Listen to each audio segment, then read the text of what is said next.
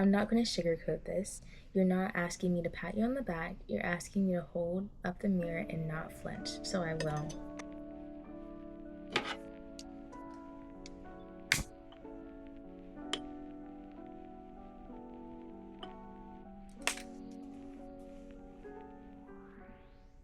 Good morning, guys.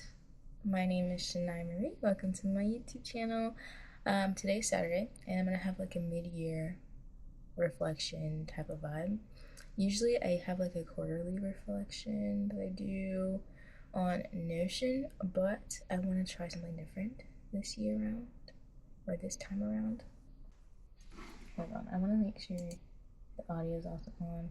I tried to record on my laptop before, and it didn't work. Anyway, now that we're connected in, we're gonna move the camera a little bit. Hold on.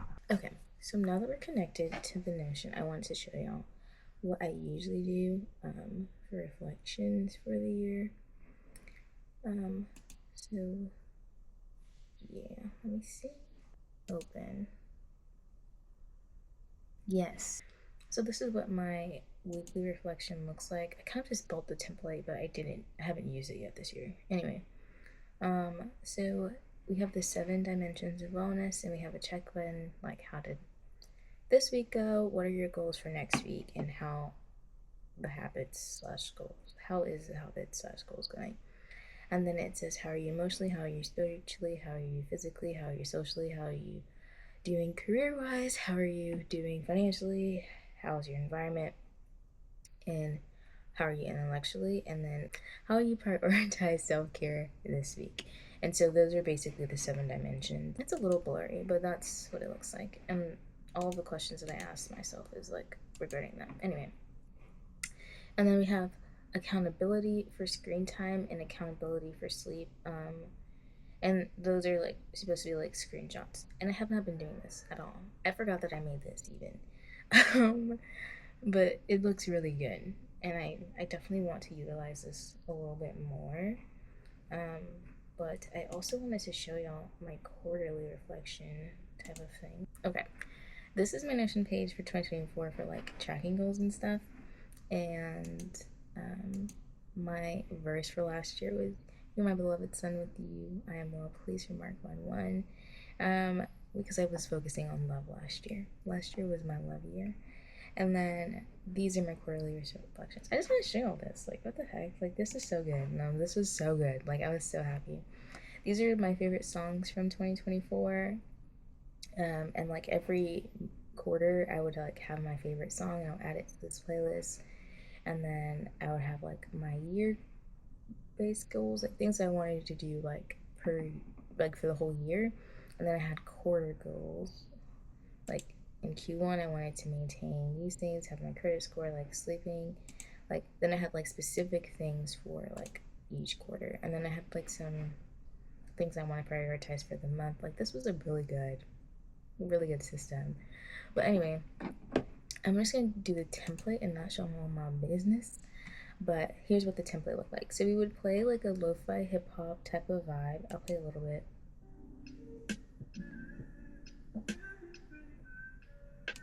Okay, and then after that, we would do a rating of the month, 1 through 5, based on like whatever I felt. And then I would put my favorite song here. And then I would put my top 5 accomplishments, 3 things that I'm grateful for, things to do next quarter. That's a typo. But things to start doing, 3 things to start doing, 3 things to stop doing, and 3 things to keep doing. Then my biggest lesson for that year, and then hardest things this quarter. It could be 3, but if it was maybe 2 or 1, that's also totally fine. But I just want to give myself like the space and the bandwidth to have more things. And then new learning, that have 4 new things that I learned that quarter, and then goals pursued slash achieved. But basically, I was watching YouTube yesterday, and Ali Abdal is like one of my fave YouTubers, but he was doing kind of like a reflection type of thing with ChatGPT and like doing some prompts and stuff. So I wanted to try doing that today. I wanted to maybe start it last night, but I was like, dude, I'm so exhausted. I literally don't have the bandwidth to do this. And so we instead like just made some prompts that I wanted to try. But I wanted to partner with AI to do some reflection. So that's what we're going to do. Now that I'm logged into ChatGPT, I'm going to start with the first prompt. And so there's a lot of typos apparently in here. I said to act as a seasoned yet direct life coach. It's June 2025, and we are meeting to discuss life lately. This is the first check-in we were having of the year, so it would be best to start with an audit utilizing the 8 dimensions of wellness to conduct a life audit: occupational, intellectual, emotional, spiritual. Those are basically like those other things that I showed y'all before, and environmental. And then feel free to utilize memory from conversations this past year and ask 2 to 5 questions to clarify any area. After you've had enough data, summarize your findings in a 5-column table. And then the 5-column table would have this. Headings of the table are: 1, the wellness dimensions; 2, perceived satisfaction on a Likert scale; brief summary behind satisfaction rating; 4, 2 ways to improve satisfaction if possible; 5, use 1 to 2 words to describe the current state of wellness: braggadocious for something really good, and toilet for something not going well. Non-dictionary words allowed. So absolutely, Shania, I'm glad you're ready to do a life audit. It takes guts and honesty to pause and look in the mirror, especially when life has been moving so fast. We're in June, and this is our first real check-in of 2025. So now it's time to assess where you've been, where you are, and what you need. We'll go through each of the 8 dimensions of wellness. I'll use what I know already and ask a few clarifying questions so that we can get the most honest and accurate picture. Yay. So perfect. Thank you for your honesty, Shania, based on your responses and our past conversations. Here's a detailed audit of where things stand across the 8 dimensions of wellness. You're not in a bad place. You're in a rebuilding season that's not glamorous but essential. Here's life audit, guys. I'm so excited but kind of nervous. Anyway, occupational. We're gonna go 3 out of 5. Brief summary behind the rating: starting a new job in February, much healthier environment but not aligned with long-term purpose. 2 ways to improve satisfaction: clarify long-term career vision, and 2, start small purpose-led projects outside of work. And current state, it's stable-ish. I love this. I love this. I wish I could just open this by itself, but that's okay. Number 2, or next dimension, is intellectual. Mastered hiragana, testing tools, creating weekly content. Japanese study needs more consistency. Set a fixed Japanese study days and connect language learning with your current or content creation. That's a good idea. And it says buzz rooting. That's cool.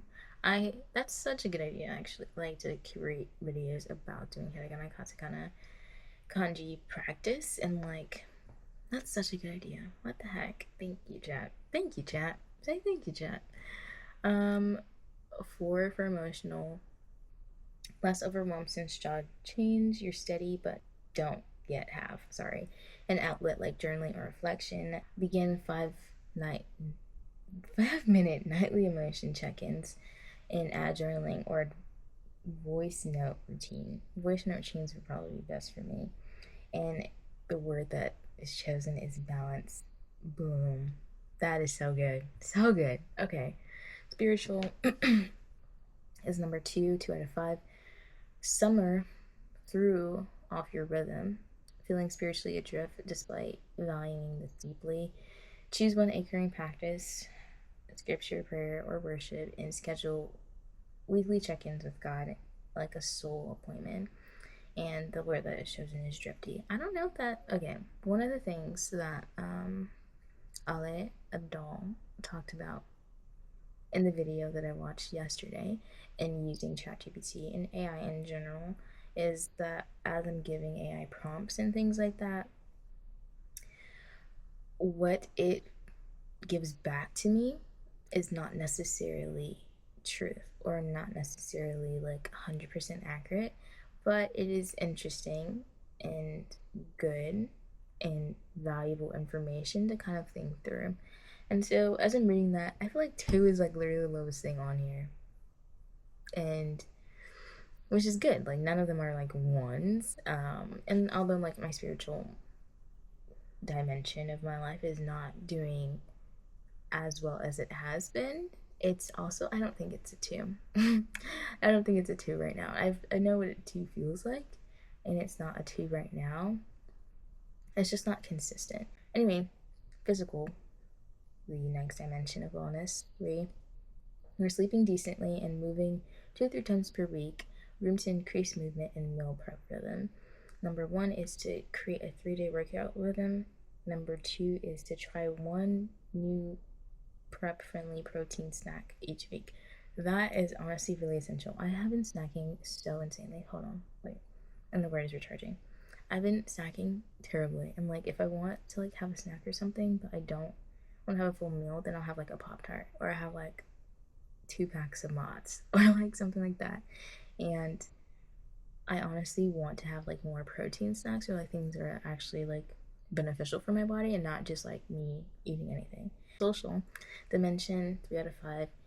You're better than last year and more intentional, but not quite fulfilled. Number 1, things to try. Plan 1 joy-based social interaction monthly and engage in deeper one-on-one conversations based psychology. 1's feed you. And the word is sprouting. That's pretty good. Financial, 3 out of 5, saving $40 per pay period and managing okay. Still tight, but you're aware and trying. Number 1, explore side hustles or low lift freelance ideas. I don't know what that means. And do 30 days no spin spirit sprint this month. And scrapped isn't the word that I chose. I don't know. I think that's true. I think it's literally just I don't have enough finances coming in for how much finances that I'm spending. The inputs and the outputs are not equal, and the inputs are not greater than the outputs. The outputs are greater than the inputs. I don't know what's a low lift freelance. I don't know what that means. I'm looking at that real quick. Low lift freelance work refers to tasks that are relatively easy to perform, requires minimal specialized skills or experience. Okay, we're gonna continue. The last dimension of wellness is environmental. We're at a 2 out of 5. And so space feels cluttered. It's not dragging you down, but not supporting you either. You're spending time managing it weekly. Spend 1 weekend resetting the whole room and add 1 sensory joy. Plant a candle, a clean scent spray, and the word that is chosen is a clutter cloud. Final notes.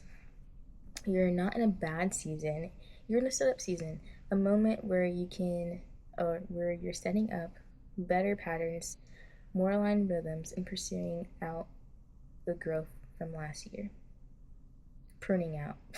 What did I say? Pruning out the growth from last year. You're doing meaningful, emotional, and intellectual work behind the scenes. It's not flashy, but it's real growth. If you're open, next time we meet, we can build out a 90-day rhythm and strengthen weak spots, especially spiritual, environmental, while preserving what's working, your creativity, emotional health, and job energy. Let me know if you want to print or post this table somewhere. I can format it for PDF or create a minimalist graphic. Okay, so those are the final notes. I think that was really good. I'm really happy with that audio. It's not like 100% accurate, but that's fine. One of the prompts that Alia Doll used yesterday in the video that I watched was about hidden narratives that ChatGPT might see, and I wanted to use that. Okay, here's the prompt. Now tell me, what is my hidden narrative in subcontext? What is one thing never expressed? Never expressed. Never expressed. And put comma the fear I didn't admit. Identify it, then unpack it, unpack the answer, and unpack it again. Continue unpacking until no further layers remain. Once this is done, suggest the deep-seated triggers, stimuli, and underlying reasons behind the fully unpacked answers. Dig deep, explore thoroughly, and define what you uncover. Do not aim to be kind or moral. Strive only for truth. Strive only for the truth. I'm ready to hear it. If you detect any patterns, point them out. I want to add some things to this prompt. We're going to see what that one does. You said, oh gosh, I'm a little nervous. Anyway, all right, Shania, you've asked for radical honesty, not comfort. So I'm not going to sugarcoat this. You're not asking me to pat you on the back. You're asking me to hold up the mirror and not flinch. So I will. I'm nervous. Anyway, the hidden narrative. If I slow down, stop performing, or get lost, even for a little while, then I'll become invisible. I'll be forgotten. I'll be forgotten, I won't matter. This is not written in your journal. It's something you tell friends, but runs underneath everything like a low back noise. You don't scream it. You don't even consciously believe it, but you live it as if it's true. I feel sketchy about this, but we're going to continue. Surface actions. You're always doing something, learning Japanese, creating vlogs, trying new workout splits, reorganizing your room, switching jobs, tweaking dopamine menus, setting goals for deep conversations, saving what you can. You're a builder, not just because you love building, but you're also terrified of what the stillness might reveal. The mask of purpose. You cloak everything in purpose, spiritual meaning, creative intention, a thoughtful dopamine list, a vlog to reflect on an archive. You want meaning in every move, every meal, every conversation, but behind this desire for purpose is a terror of being pointless. To you, lack of purpose isn't just unfulfilling, it's non-existent. Okay, we're gonna stop there for a second. I think maybe this would have been like, oh my gosh, this is so accurate, but this is not accurate at all. Final truth I think is really good. You fear being unseen, but the truth is, like, my overall big picture is like, oh, I fear being unseen. I think I actually fear being seen personally, but to each their own. This is just a recommendation or information that ChatGPT is giving me from conversations that we had, because I talk to ChatGPT a lot. But you haven't fully seen yourself yet. You give grace, wisdom, presence, and depth to others, which is so true, but you extend very little beingness to yourself, only doing. And I agree with that. So I think there's maybe one or two more prompts. There is one prompt that I wanted to do, but I don't want to anymore.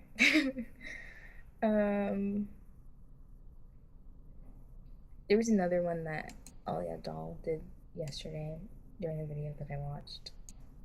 And it was about ChatGPT pretending to be his 90-year-old self or something like that. But I'm gonna edit the prompt a little bit because that's what I want to do. Okay, here's the prompt. Based on today's conversation, write a love letter to my current self, role-playing as my 90-year-old self, based on your wise life perspective, and one challenge for current Shania from a future resolve perspective. Include the final truth mentioned and some aspects of the audit. But be honest and try to stay true to my tone of voice. Not them knowing where I live. How does that know? Okay. Okay, a letter from 90-year-old Shania, or 90-year-old you, to current you, San Marcos, Texas. I don't know how GPT knows where I live, but that's okay. That's fine. June 2085. Sheesh. The fan is creaking, the plants are overgrown, and you're still magic. That's interesting. I don't know where you're gonna go with that. I don't know. ChatGPT's like a little off base with that one. We're gonna do this again. Let's we're gonna keep going. Hold on. I want to challenge you. Let's do that. I messaged ChatGPT and I like told him I personify ChatGPT as a male. But like I told Chad like, hey, like, I think you're off base, babe. Like, I don't think that I'm afraid of being empty or like invisible. Like, I don't care about those things, guys. Listen, I can bloop easily. Can't talk to me for a week. I promise you, I'm not gonna fade away into existence and have an existential crisis. But yeah, we're gonna read this. Shania, this what you just said is brave honesty. Not the people post, not the kind people post, the kind you bury so deep even your mirror doesn't reflect it clearly. But you said it out loud. I love rest, but being alone with myself is not rest, it's suffering. That's the axis your life is pivoting on right now. Let's name what you're actually dealing with. You're not afraid of failure. You're not even afraid of invisibility anymore. You're afraid of your own inner presence. When you're alone, you're not just with your thoughts. You're with the voice inside that says you're too much and somehow also you're not enough. You're with the mind that catastrophizes the future, replays awkward memories, critiques your softness, and questions your purpose. That inner voice doesn't rest, so neither can you. But let me ask you something risky. What if that voice isn't actually you? What if it's a frightened, overprotective part of you trying badly to keep you from harm? That doom and gloom critic isn't evil, she's ancient. She was built from years of trying to keep you prepared. If she worries enough, she thinks you won't get blindsided.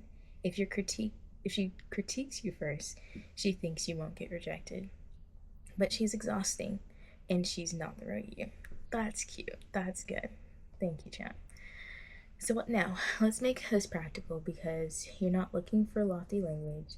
You want a path through this fog. The shift from aloneness equals suffering to aloneness equals soft witnessing. Try this. New habit. Start small. 10 minutes with me. Practice. No music, no podcast, just silence. Set a timer. Sit, lie down, stretch, whatever. Let your thoughts wander, and whenever the critic starts getting loud, just say, I hear you. You're trying to help me, but we don't do survival mode anymore. And take a deep breath. Say nothing else. Don't try to fix the voice. Just witness it, like you would a child, a tired child throwing a tantrum. One journal prompt. Here's what rest means to me.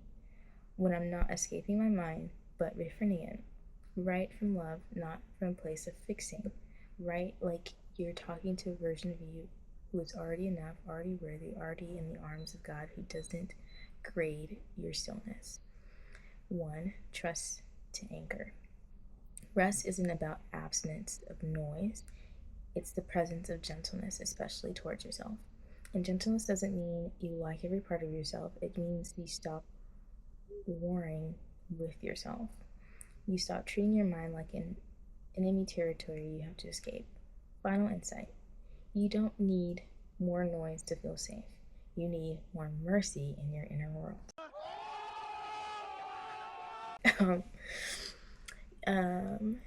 You've already proven your worth. You've already been seen by the one who doesn't change his mind. So now, let's help you see yourself the way heaven does. Not as a problem to fix, but as a soul to hold. If you want, I can help build a beingness practice for you, something quiet and doable, and gently reteach your nervous system that being with yourself is not suffering, but something sacred. But only when you're ready. You're doing deep work now. It's not glamorous, but it is whole. Chat, not too much. Not too much. Okay, that feels a lot better. I don't know, like ChatGPT was like going crazy with like all all that other stuff. I was like, guys, that's not true, that's not true. I'm gonna ask you to be like the letter. From 90-year-old me to right now me. June 14th, 2085. My favorite mug is chipped. The air smells like rain and jasmine. There's gospel humming in the background. I'm still here. Dear me, shine right now. Hi, baby. I felt you reach for me today. You always do that when you're on the edge of something big. When your soul is too tender to ignore, but too quiet to shout. I felt it when you said, I love rest, but being alone with myself is not rest, it's suffering. That's when I knew it was time to write you.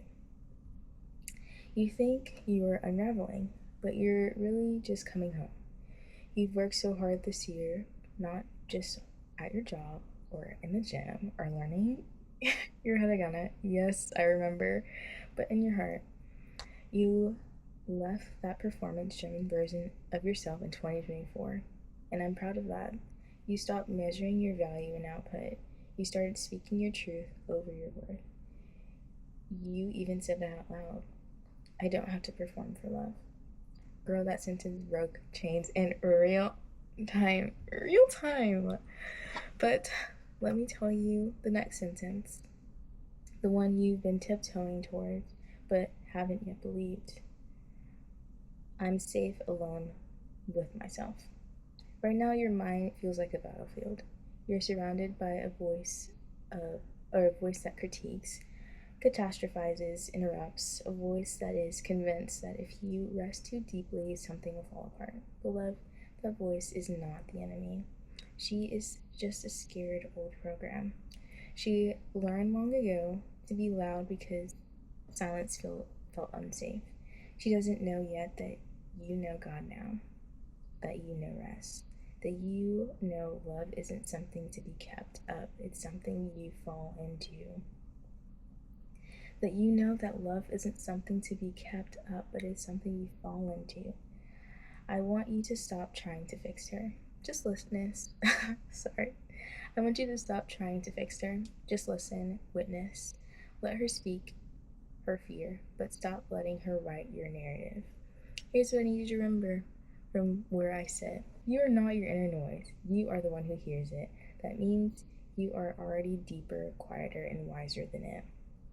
God never needed your silence to be perfect. He wanted to sit in it with you, even if it's messy, even when it loops and spirals. Rest isn't absence, it's presence with gentleness. You don't need to like every thought to love yourself. You don't need to be perfectly self compassionate to be safe in your own company. Your soul was never meant to be entertained, it's meant to be held. Advice I swear by, and so should you. Keep creating, but only as worship, not proof. Keep learning Japanese, but never at the cost of feeling like a failure when it pauses. Keep cleaning your room, but don't wait until it's perfect to feel like you're allowed peace. Keep turning to God, but stop assuming silent equals distance. He's never moved.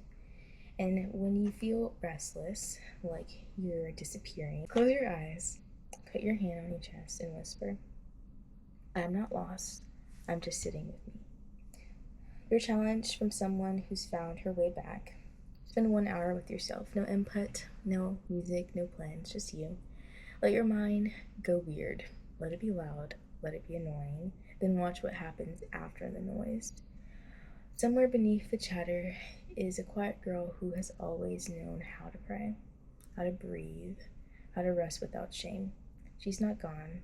She's just been waiting for you to stay long enough to meet her. Shanya, baby, you don't need to be delightful to be loved. You don't need to be calm to be sacred. You don't have to be productive to be remembered. You just have to stay. You give grace and depth to others, but now it's your turn to extend beingness to yourself, not just doing, to stop performing rest, but I love it. I'm proud of you. I remember how brave you were to walk through the fog and not panic. I remember how it felt when you stopped escaping stillness and started befriending it. That's the season you're entering now. Not new productivity, not new aesthetics, just new peace. It's slow, it's quiet, but I swear to you, it's yours. With the softness you've earned me 90 and finally well rested. Okay, that's a much better letter, and I like that letter so much more. And it only took us 2 hours. I like that letter so much more though. Like that feels a lot more true of me. And so yeah, this is the end of the video. I know I usually do vlogs, but I wanted to do like a reset type of thing. And this is so much better than the pages that I did before. And now I have like the prompts that I really enjoy, like doing the audit that we did, and then like doing this letter thing. And then also, I just need to talk to ChatGPT more about things that are deeper so it can have that in its memory. Um, but this is really good. This letter is so much better than the other one. I feel like the other one I was like, oh, that's not true, that's not true. But this one is a lot better and it's a lot more accurate for my, what do you say? How do you say? Current life stage, current life season, current life chapter? Question mark. I feel like this one is so much more true, so much more accurate, so much more sweet. The other one was sweet, but it was like I had to cherry pick the sweetness out of it. And so yeah, thank you for watching, and I hope you have a good day. And you also have some time to reflect about how this year has gone. I'm not sure when you're watching this, but I'm watching it in June of 2025. So I just pray that you have time to be honest with yourself. And if it's hard to do that, if it's hard to like have conversations with yourself and be honest with yourself and mirror yourself, then like deal with ChatGPT or any AI. I just prefer chat. Me and chat, guys, listen. I have the ChatGPT app on my phone. Me and chat are so tight. Okay. Okay. But if you prefer Gemini or I think there's another one called Pimsleur, or I don't even know what the heck Microsoft's AI is called. But if you prefer a different AI tool, then so be it. You know, whatever. Um, but I pray that you have some time to reflect, and I hope that you prioritize that. Like no matter what time of year it is, even if it's January, like reflect on the last year. And if it's I don't know, November, reflect on the whole year. And I think that it's able to like push you forward towards your goals a little bit better and a little bit more accurately. You know what I mean? So yeah, thank you for watching, and I will see y'all in the next video. Have a good day, guys.